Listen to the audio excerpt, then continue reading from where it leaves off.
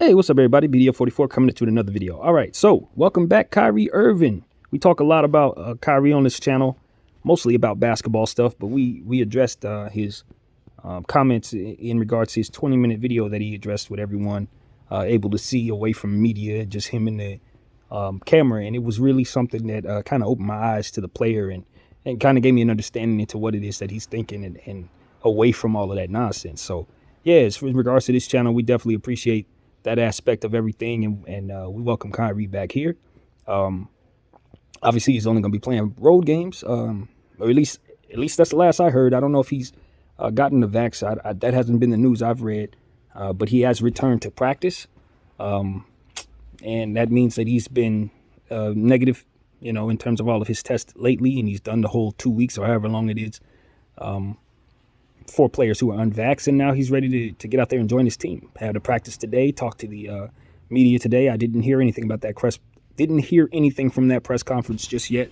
Don't know what was said, but he's back with the Nets, man. He's finally back doing what it is that he loves to do, back helping his team, and a lot of people were really excited. It's in terms of Nets fans. I'm hearing Nets fans hopping on forums now. They've been quiet for 3 months while KD was playing like God, but Kyrie's coming back. Now they getting it going. So that's what's happening, man. It looks like the Nets are officially back in order, at least for half of the season, because home games may be a different story, but KD gets his help.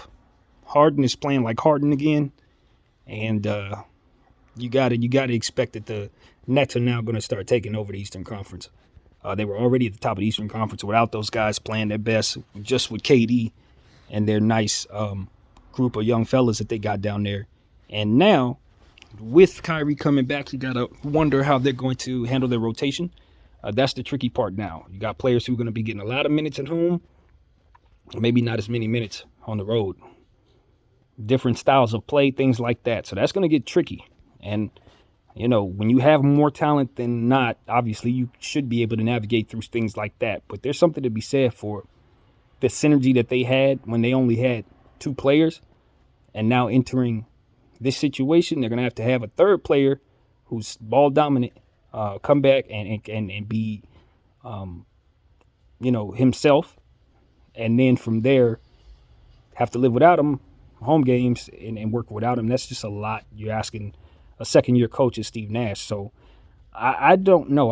I'm up in the air, to be completely honest with you, about how this is going to go in terms of him playing road games and not home games, if that is the case, because that's just going to be a lot of strain on the team. It's going to mess with guys' minutes and numbers and things of that nature, and that's always frustrating. But the sacrifice you have to make to win, you'd rather have half a Kyrie, than no Kyrie, and that's always been my thing anyway. I thought they should have considered this, bringing him back sooner. But all in all, they've been able, like I said, to stay in front of the fold, basically, top of the East. Now they get the guy back. So this is when the challenge comes in. Can they navigate all that stuff I just talked about? Are they going to be able to have cohesiveness with that locker room due to the fact that you got a guy coming in who's going to play 30-plus minutes only on the road? That is going to be a lot. I'm not going to sit here and say they're going to fail because of it, but I am saying it's going to cause them some problems, in my opinion. It's going to cause problems. So we'll see how they navigate it. But I think all in all, by the end of the season, if they're all three of them are healthy, they should be the team that's favored to win the championship. So long as they can get Kyrie out there for more than half the games, and that's going to be the key.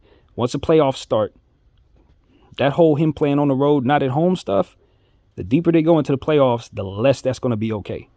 So, I know he's going to stand firm on what he believes.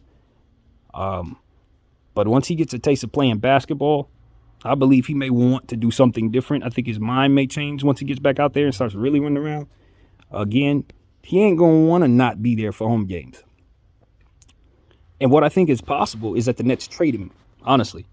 Even though that's not what's being discussed right now, I think overall, if he's not able to play home games and he is active, it's probably going to come down to them just trying to raise his trade value to trade him to a place where they can use him 24/7 rather than just half the time. That would be my move, because what they can do is find the player that can be there consistently so they don't have those roster issues. And plus Kyrie Irving, some of the things that they've had going with Kyrie Irving has alluded to them wanting to trade him. All of that is understood. I know he wants to be in Brooklyn, but at the same time, you just got to look at it and say, man, that consistency is going to be necessary for a championship contender. So I'm just wondering if they're looking to raise his trade value and then swap him for Ben Simmons or swap him for those indie guys or something like that. I totally think that makes sense, but I'm not sure if that's what they're thinking. So, yeah, it's a lot going on. The Lakers would obviously love to be involved. Clearly, we want to let go of that Russell Westbrook contract. I would not imagine why the Nets would want to trade Kyrie Irving to the Lakers.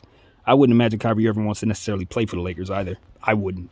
But nevertheless, I would imagine the Lakers are looking to let go of that Westbrook contract at all costs, and to reunite LeBron James and Kyrie Irving would be something the Lakers, I'm sure, at this point would love to do.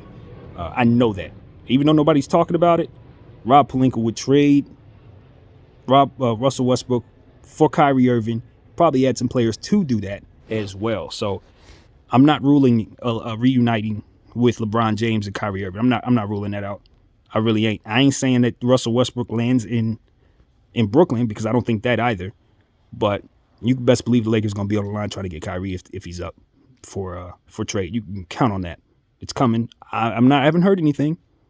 I'm coming up with this off the top of my head, but I'm telling you, it's coming. The rumors are right around the corner. So, yep, you heard it here first. And that's pretty much that, man. Welcome back, Kyrie, either way. I know he's blessed to be back out there and play ball. I hope in the process of doing all that he did away from the game, he was able to get what he was looking for from that, and that he doesn't have anything that would keep him from just being focused on the game. Because it's time to win a championship if I'm them. And regardless of what the trade rumors may or may not come out to be, if I'm Kyrie Irving, I'm thinking one thing: wearing black and winning a championship. So that's what I would be thinking. So yeah, that's what I got, man. My name is BDF44. Thank y'all for watching. I'm out.